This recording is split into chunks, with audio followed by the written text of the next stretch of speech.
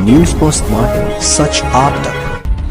झारखंड की राजधानी रांची में साइबर अपराधी बेलगाम होते नजर आ रहे हैं। वहीं कल 13 जनवरी को गुप्त सूचना मिलने के बाद पुलिस ने एक टीम गठित करके कुछ अपराधियों को गिरफ्तार किया गया है। यह अपराधी साइबर ठगी जैसे मामले को बड़े पैमाने पर अंजाम दे रहे थे। इनका जो ठगी करने का जो तरीका है वो बेहद ही सरल था।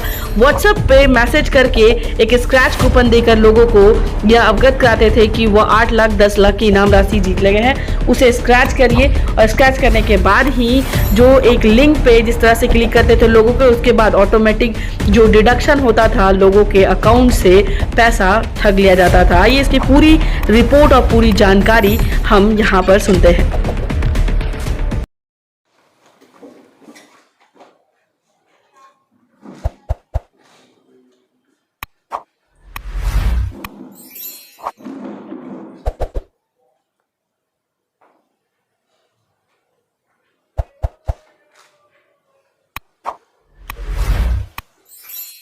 देखिए, कुछ साइबर अपराधियों की गिरफ्तारी की गई है, जिनके द्वारा ऐसा कह सकते हैं कि एक नए तरीके से लोगों को ठगी का शिकार बनाने का प्रयास किया जा रहा था।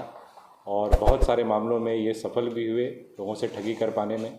और न केवल राज्य के बल्कि राज्य के बाहर के भी कई लोगों को ठग पाने में, कई लोगों की राशि एक तरीके से अपने खाते में ट्रांसफ़र करा पाने में ये कामयाब हुए थे।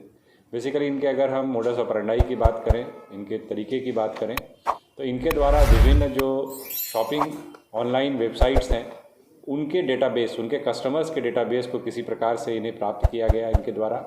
और उन कस्टमर्स को इनके द्वारा मैसेजेस भेजे जाते थे और साथ ही साथ कुरियर भी भेजा जाता था, जिसमें कि पैम्पलेट और एक स्क्रैच कार्ड होता था।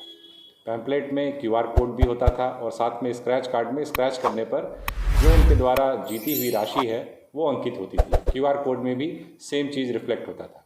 उससे कहीं ना कहीं सामने वाले व्यक्ति को ऐसा भरोसा लगता था कि QR कोड और स्क्रैच हर जगह से चीज़ें आ रही हैं और लुभावने ऑफर्स उसमें होते थे। कई बार राशि का जिक्र होता था, कई बार जो सामान उनको मिलेगा इनाम के रूप में वो लिखा होता था।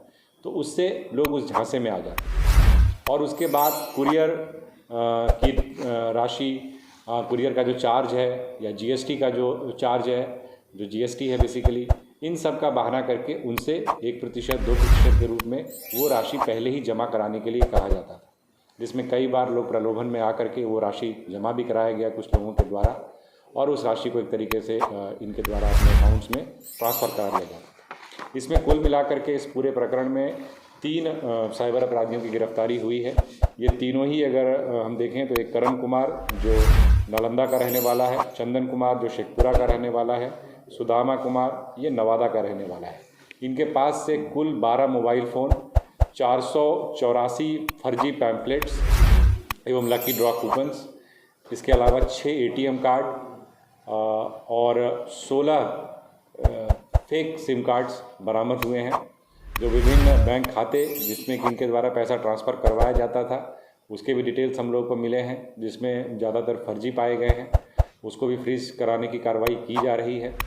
इसके अलावा अगर हम बात करें तो इसमें जो इन लोगों ने बताया है अभी तक कि तकरीबन 2000 से अधिक लोगों का डेटाबेस इनके पास कस्टमर्स का मौजूद था, जिसको लगातार ये लोग कॉल कर करके उनको फंसाने की कोशिश कर रहे थे, जिसमें तकरीबन 150 लोगों को, जैसे ऐसा इनका कहना है कि इन्होंने साइबर ठगी का शिकार बनाया है।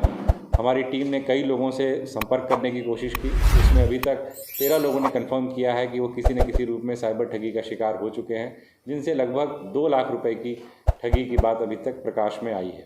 लेकिन ये राशि कहीं और बड़ी हो सकती है, कहीं ज़्यादा लोग इनकी ठगी के शिकार हो सकते हैं, जिसके अनुसंधान किया जा रहा है, जिसकी तफ्तीश की जा रही है। और साथ ही साथ यह भी है कि इनके द्वारा यह भी बताया गया है कि 2 माह पूर्व एक अन्य राज्य से, आंध्र प्रदेश से आए व्यक्ति ने इन्हें एक प्रकार से इस चीज़ का प्रशिक्षण दिया था, क्योंकि ये थोड़ा सा अगर हम देखें तो बड़ा ही चैनलाइज तरीके से और एक विश्वसनीयता देने के लिए QR कोड वगैरह भी दिया जा रहा है। तो एक प्रकार से बहुत पुख्ता तरीके से लोगों को विश्वास में लेने का एक प्रयास किया गया है।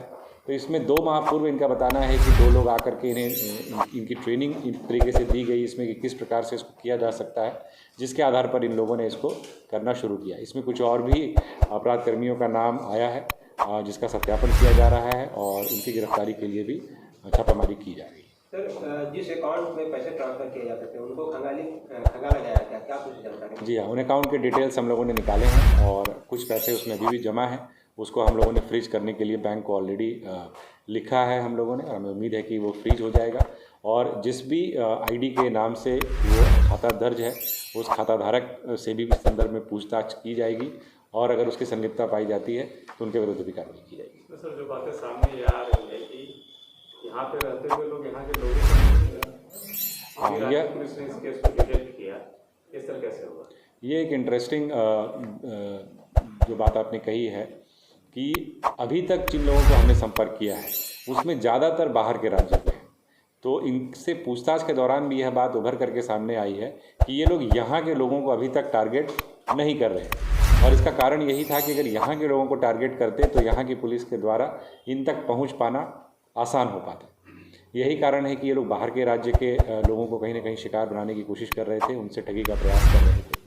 दूसरी बात की अगर हम बात करें कि पुलिस कैसे उन तक पहुंची, तो कुछ हमें इस प्रकार की मानवीय सूचना प्राप्त हुई थी, जिस मानवीय सूचना के आधार पर हम लोगों ने वर्कआउट किया। डीएसपी जो अपने सदर हैं और डीएसपी साइबर हैं, ये दोनों उस टीम को लीड कर रहे थे और उनके द्वारा इन लोगों की गिरफ्तारी की गई। इन्हें प्रशिक्षण यहीं पर बचा क्या? यहाँ कितने दिन से था?